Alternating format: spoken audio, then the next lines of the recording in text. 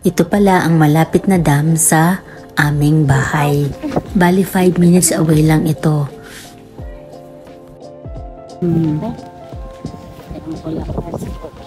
Ilan ba ay mama mo? Senior net? 64 na yung kanya nata. 64. Oh, ay, tindaratang sakin! Ibesi mo na ka rin namumuli din. Bikutan. Ay, taytang! Puntahan pala ito tuwing Sabado de Gloria. Marami ang naliligo dyan. At may mga dala-dala silang pang picnic. Naalala ko noon nung bago-bago pa lang kaming namamasyal dito.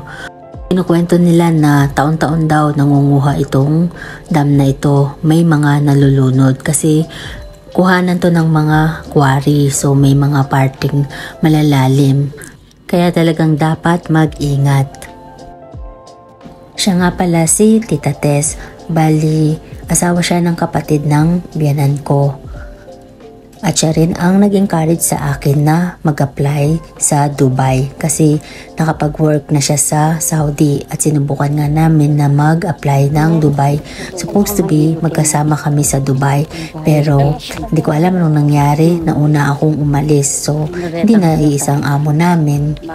Pero at least nasa isang bansa kami, nagkikita kami tuwing Pasko. So, alam nyo na kung bakit marunong lumangoy si Habi. Bali, lumaki sila dito sa dam na to na lagi silang kumukuha ng mga isda kasama niya ang biyanan kong lalaki. Tignan nyo naman, nakakatakot ang lalim at ang lakas ng tubig. Tapos lang na pag may bagyo, talagang makita mo yan. Punong-puno yan ng tubig. Kinukwento nga ni Habi noon nung hindi pa daw ito dam or ginawang dam, normal na ilog lang ito. So marami daw mga naglalaba dyan. Alam niyo naman, buhay probinsya. Tapos pag nangingisda sila, yung tinatawag lang nila na namamana. So ang lalaki daw ng mga isda, yun yung mga imelda. Pero ngayon, madalang ka nang makakita na ganun ng mga isda. Minsan may nakukuha din silang mga hipon at eel. Bale, yung una kong napasyalan na ilog ay yung pumunta kami ng Balante. Gumagamit pa sila ng balsa noon para makalipat sa ilog. Tapos, ito ngang Diversity Dam. Yan ang pangalawang ilog na napuntahan ko.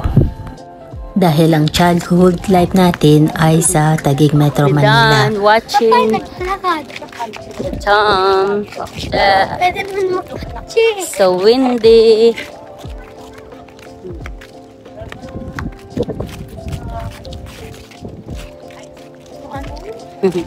Sarap mag-jogging dito early in the morning. Kasi ano na siya. Pwede ka rin dito mag-zumba. Dala ka lang ng ano mo, sounds. Yan, pag ano, may bagyo. Tubig yan. Wala kang makikita nga na dyan, tubig. Nagsisiga dun, no?